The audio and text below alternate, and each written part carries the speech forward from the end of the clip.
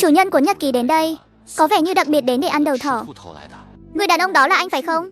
Anh thật sự không câu nệ chút nào nhỉ? Cái gì cũng nhét vào miệng được. Bạch Xuyên liếc nhìn Mạnh Nguyệt, đang định phản bác, nhưng đã kịp thời dừng lại.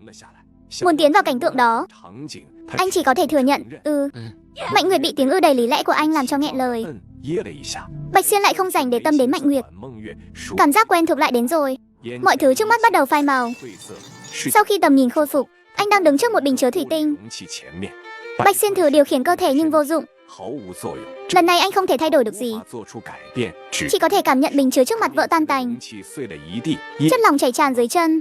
Nơi góc xa đằng kia vẫn còn co rúm một người, là một người đàn ông mặc bộ đồ thí nghiệm liền thân màu sẫm. Vật thí nghiệm này chính là Ngọc Thỏ, một trong 36 thiên quan. Ta không đề cao con đường thôn tính, nhưng xin lỗi nhé, ta cần một loại năng lực trên người ngươi. Tìm thấy ngươi rồi. Nghe thấy giọng nói quen thuộc này, Bạch Xuyên muốn ngẩng đầu lên xem diện mạo của người phụ nữ đó, nhưng cơ thể hoàn toàn không nghe theo. Này người anh em, không thể ngẩng đầu lên nhìn một cái à? Cứ nhìn chằm chằm vào chân làm gì thế? Không lẽ anh là kẻ cuồng chân à? Tôi muốn xem mặt, tôi muốn kiểm tra hàng. Bạch Xuyên dốc sức muốn chiếm quyền kiểm soát để nhìn rõ khuôn mặt của người phụ nữ này. Người phụ nữ này rất có khả năng là chị của Tương Quân. Giây tiếp theo, hình ảnh ngưng động, ý thức của Bạch Xuyên trở lại. Khuôn mặt của Mạnh Nguyệt hiện ra trước mắt. Thấy ánh mắt Bạch Xuyên đã có tiêu cự, Mạnh Nguyệt liền hỏi, lại nhớ ra chuyện gì rồi à? Là Nguyệt Hoa, Kỳ Hoành như lý, Thị Chi như Nguyệt Ánh Tuyết, Hóa Chọc Vi Khanh, Địch Đãng Chọc Khí, Tẩy Luyện Thần Hồn, Linh Đài Thành Danh Trực Hạo Nguyệt Đương Không, Phàm Khả Đăng Thần, Thế Bất Khả Ách. Nguyệt Hoa chống lại chọc khí, tẩy luyện thần hồn, luôn giữ cho linh đài thanh tịnh. Năng lực lần này khác hẳn những lần trước. Đây là thứ mà chủ nhân cuốn nhật ký đặc biệt tìm ăn. Nghĩ vậy, Bạch Xuyên lộ ra những vằn vện trên tay. Dấu vết Nguyệt Hoa quấn quanh những hoa văn xám khói, tỏa sáng mơ ảo. Khác với những lần trước, lần này Bạch Xuyên không hề cảm thấy luồng cảm xúc bạo ngược trong đầu nữa. Không chỉ là những hoa văn trên tay, Nguyệt Hoa thậm chí còn đang vỗ về quy hư chi đồng. Và tí ách của anh, tôi hiểu rồi. Ông ta là muốn ngự trị những sức mạnh đầy dẫy đặc tính tiêu cực kia.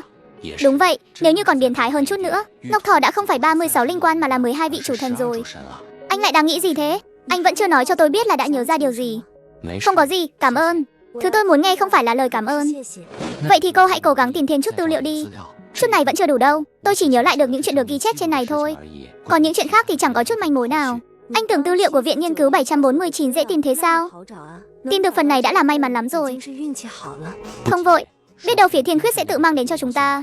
Lúc này chắc hẳn Tương Quân còn sốt ruột hơn cả anh. Hắn ta càng muốn Bạch Xuyên nhớ lại những chuyện đã xảy ra năm xưa hơn. Thời gian thấm thoát trôi qua, vài ngày trôi qua trong bình yên.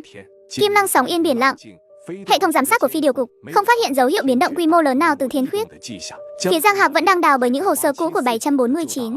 Phía Tương Quân cũng không còn tin tức gì truyền tới. Phía Thiên Khuyết mấy ngày nay đều không có động tĩnh gì. Giang Hạc cũng không tra thêm được thông tin gì. Anh định làm thế nào? Cứ tiếp tục kiên trì chờ đợi thôi. Bọn họ rất muốn tôi nhớ lại để đón tôi về. Anh chắc chắn thế sao? Phía Thiên Khuyết cũng muốn anh khôi phục ký ức. Chắc chắn đấy, Mạnh Nguyệt định nhân cơ hội truy hỏi tại sao. Một tiếng chuông báo tin nhắn điện thoại vang lên ngắt lời cô. Khả năng tình báo của đại phụ trách Mạnh vẫn còn hơi kém đấy. Ồ, không cần nghĩ cũng biết lúc này liên lạc với Thẩm Thanh.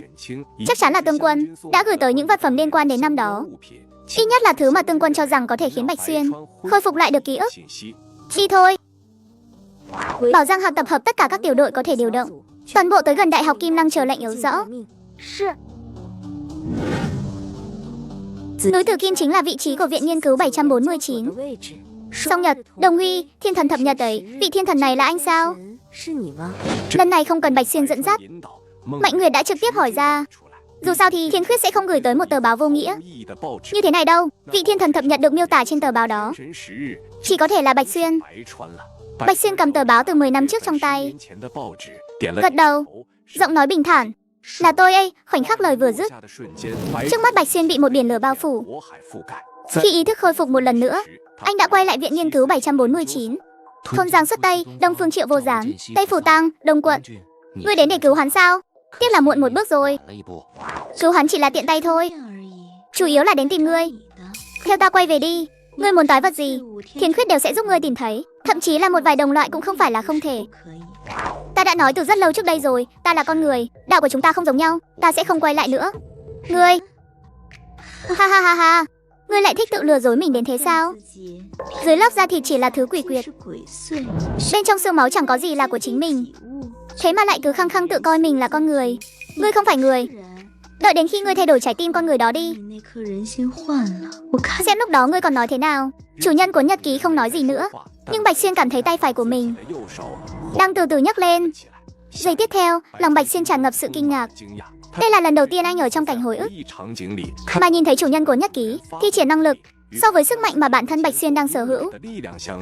Đúng là một trời một vực. Đây chính là thực lực của chủ nhân của nhật ký sao?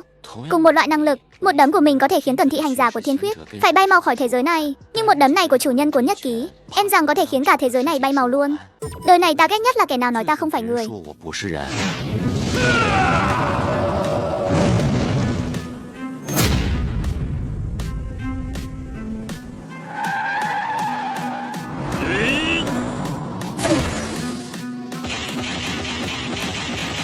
Lời của Đông Quận còn chưa kịp thốt ra đã bị chặn đứng lại.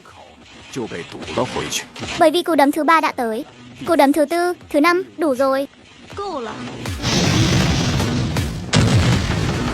Ngươi đánh ta nhiều cú như vậy.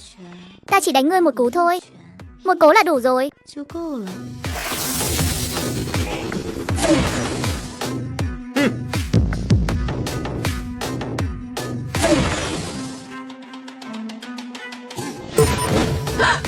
Bắt được ngươi rồi.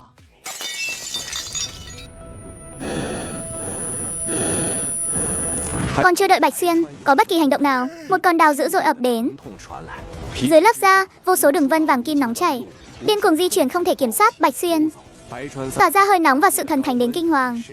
Áp lực rực cháy, thậm chí thiêu cháy cả không khí xung quanh đến mức vặn vẹo. Bạch Xuyên